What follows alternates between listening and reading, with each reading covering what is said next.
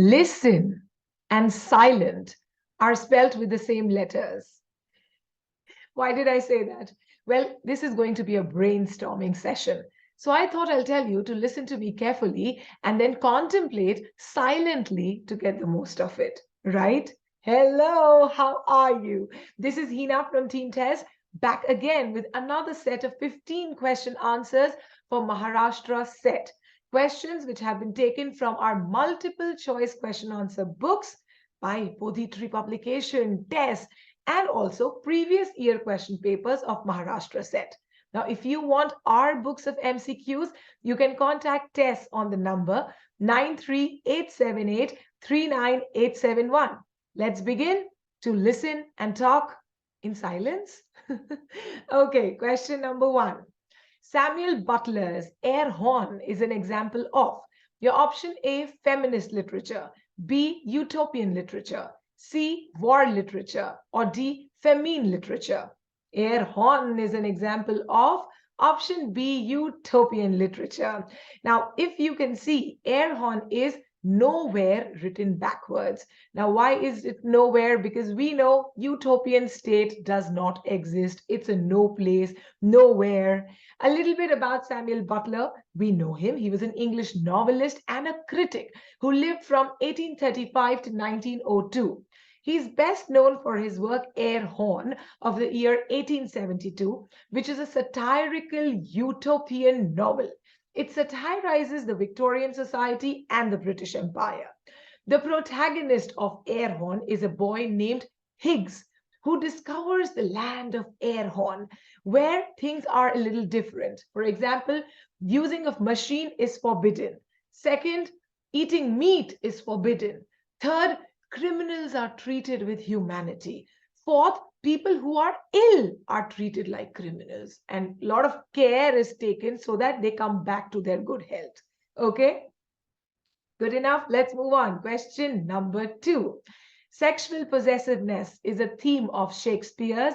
Your options are A, Coriolanus, B, Julius Caesar, C, Henry IV Part 1, or D, A Midsummer Night's Dream. Sexual possessiveness.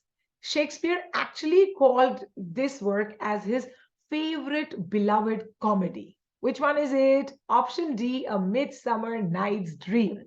Now, this play is full of sexual puns, body jokes, etc. 4 Athenian people, like 2 boys, 2 girls, they run away to an Athenian forest, chasing each other for love. Now, this forest itself is lush, okay? And these young boys and girls, they are also full of love and lust. Above that, 2 of them have been hypnotized by a love potion of a flower, which is called as love in idleness. Did you get it? Yes, you did. Let's move on to question number 3. England, My England is a poem by option A, W.E. Henley, B, A.E. Housman, C, R.L. Stevenson, or D, Rudyard Kipling. England, My England is a poem by option A, William Ernest Henley, the man here on the screen. Now, Henley was a British poet who lived from 1849 to 1903. He was one-legged as he had lost another one. Now, in his poem, England, My England, the theme is patriotism, nationalism. There are a few lines that I want to share with you. Quote, "Take and break us. We are yours, England. Then England, my own. Then life is good and joys run high between English earth and sky." These are the lines, okay? Now, fun fact. England, My England is a short story, a collection of short stories by D.H. Lawrence. Yes? Let's move on to question number 4. Which of the following novels by V.S. Naipaul is set in Africa and carries echoes of Joseph Conrad?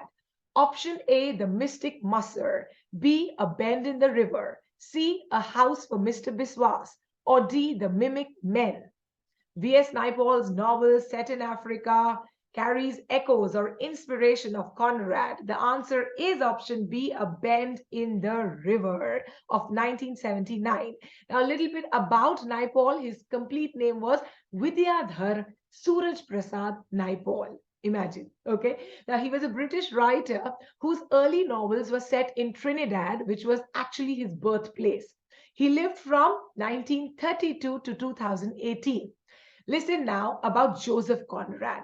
He was a Polish-British writer and he wrote a novel called as Heart of Darkness, in which he spoke about Africa, gave a dark picture of Africa at the beginning of colonialization. Similarly, V.S. Naipaul also wrote A Bend in the River, spoke about Africa, about colonialism and corruption. So now did you get the connection?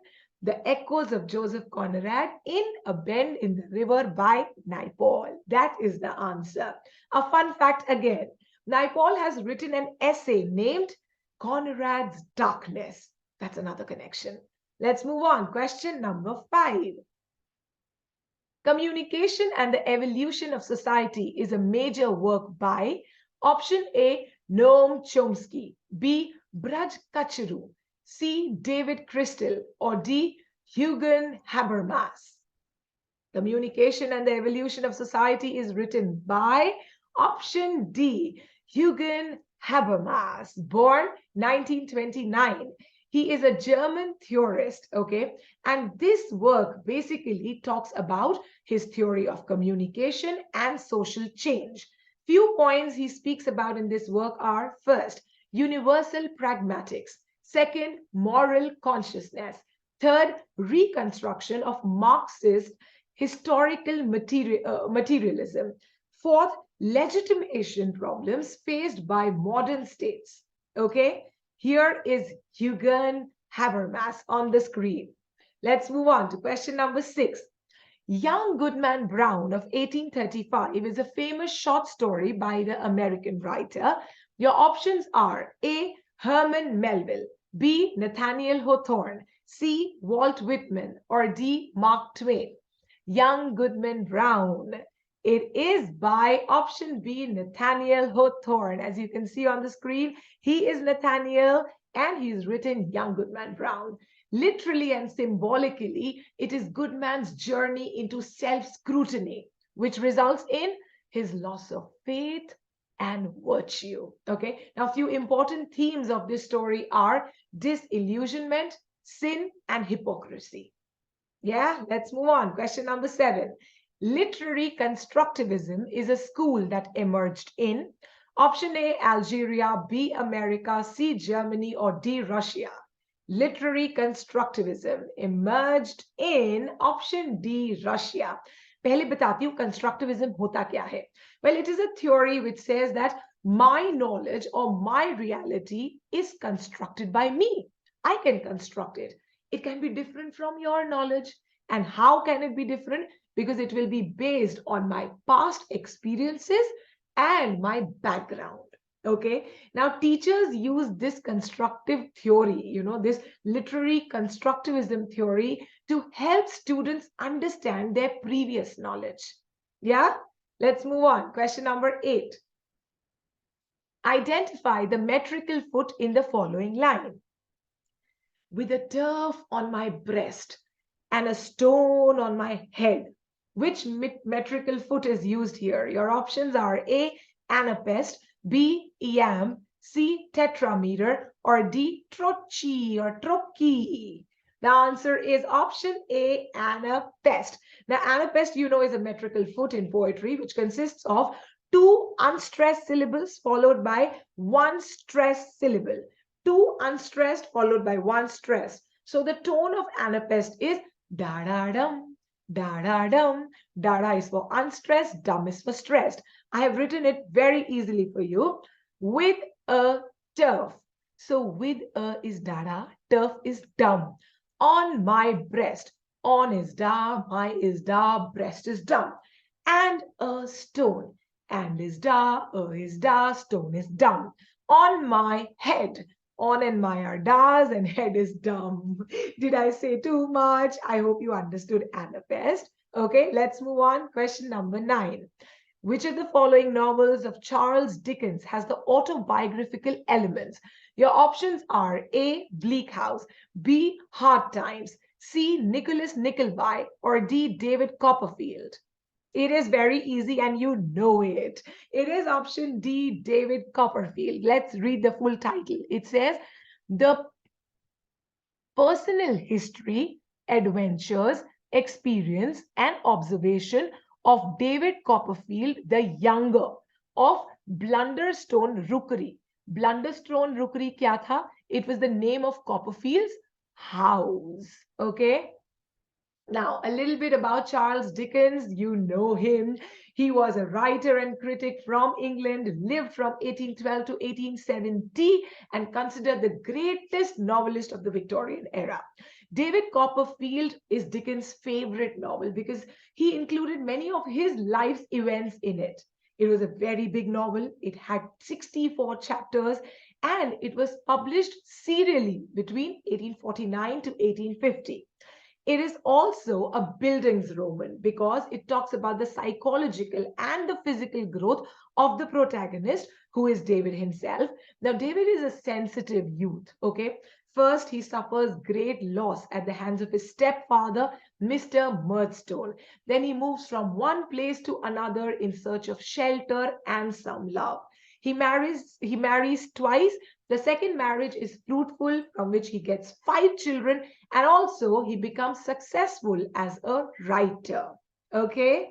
थोड़ा बताया, बहुत थोड़ा बताया. इसमें तो characters भी इतने सारे हैं. You should read it, maybe at least a summary of it to know it better. आगे बढ़े. Question number 10.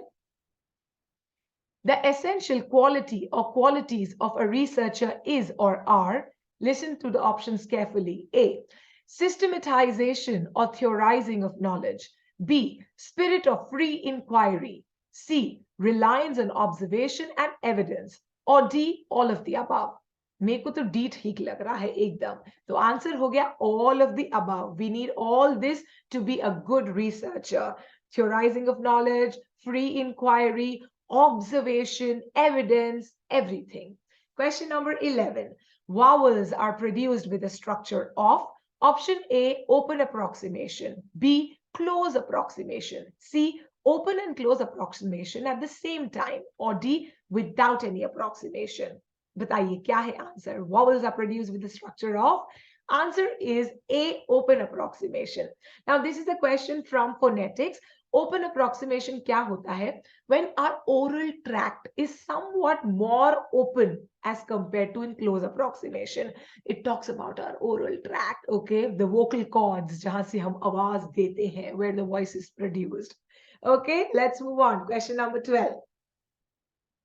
Which poem by T.S. Eliot begins with the lines, I don't know much about gods, but I think that the river is a strong, brown, god-sullen, untamed, and intractable.